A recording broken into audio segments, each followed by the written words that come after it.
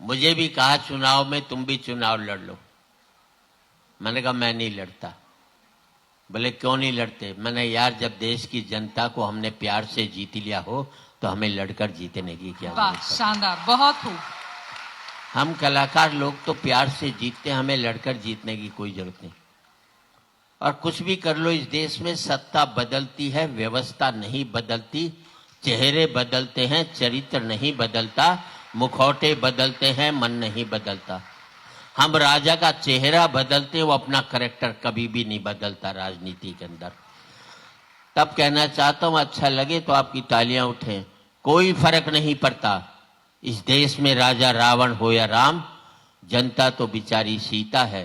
रावण राजा हुआ तो वनवास से चोरी चली जाएगी, और राम राजा हुआ तो अग्नि परीक्षा के बाद फिर वनवास में भेज दी जाएगी। बहुत खूब। और कोई फर्क नहीं पड़ता इस देश में राजा कौरव हो या पांडव, जनता तो बेचारी द्रौपदी है। कौरव राजा हुए तो चीरहरण के काम आएगी, और पांडव राजा हुए तो जुए में हार दी जाएगी। और कोई फर्क नहीं पड़ता इस देश में राजा हिंदू हो या मुसलमान, जनता तो बेचारी लाश है। हिंदू राजा हुआ तो जला दी जाएगी, और मुसलमान राजा हुआ तो दफना दी जाएगी। मुसलमान राजा हुआ। और राजनीति के अलावा हमारी सोच ही पता नहीं क्या क्या सोच लेते हैं। मैंने बाबा रामदेव से एक ही सवाल पूछा, भाई ने मुझे आज तक जवाब नहीं दिया। अच्छा लगे तो ताली बजा देना। मैं पूछा, बाबा अगर योग से रोग दूर होते हैं तो तू दवाई क्यों बना रहा है? आज तक जवाब नहीं दिया उसने मुझे। मैंने हजारे जी से सवाल पूछा कि दिल्ली में भ्रष्टाचार के खिलाफ नारे लगाए, वंदे मातरम, भारत मां की जय, तिरंगा झंडा। हजारे जी, ये वंदे मातरम, ये भारत मां की जय, तिरंगा झंडा तब कहां थे जब बंबई में राज ठाकरे के लोग गैर मराठियों को सड़कों पर निकालकर मार रहे थे? तब आपने आंदोलन खड़ा क्यों नहीं किया था? आपकी तालियां कमजोर हैं साहब।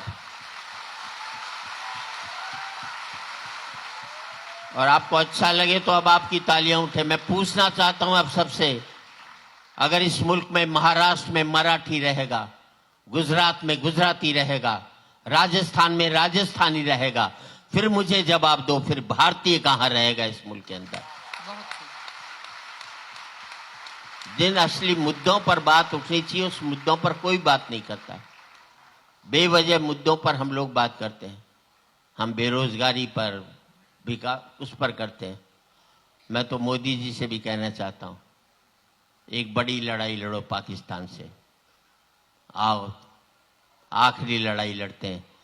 तू अपने मुल्क की गरीबी पहले मिटाता है कि हम पहले मिटाते हैं? तू अपने मुल्क की बेरोजगारी पहले मिटाता है कि हम पहले मिटाते हैं? यार, हथियारों का खर्चा दोनों मुल्क का खत्म हो जाए तो कोई भी व्यक्ति इस मुल्क में गरीबी रेखा के नीचे नहीं रह सकता। सबको बहुत बेहतर जिंदगी जीने का मौका मिले। एक सकारात्मक सोच हमारी खत्म हो। हम लोग नकारात्मक सोचते हैं। मुझे याद है 2 अफ्रीकन और 1 हरियाणा वाले तपस्या कर रहे, भगवान प्रसन्न हो गए। तीनों से कहा एक एक वर मांग लो। अफ्रीकन ने कहा मुझे गोरा कर दे, उसे गोरा कर दिया।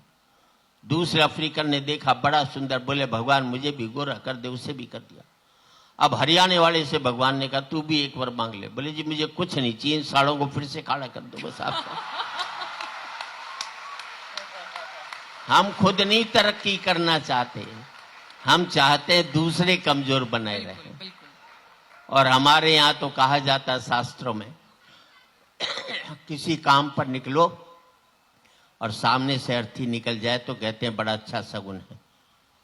और मैं कहना चाहता हूं और आपका आशीर्वाद और तालियां चाहूंगा, जिस मुल्क में किसी की मौत आपका शगुन बन जाएगी वो मुल्क कभी भी तरक्की नहीं कर सकता।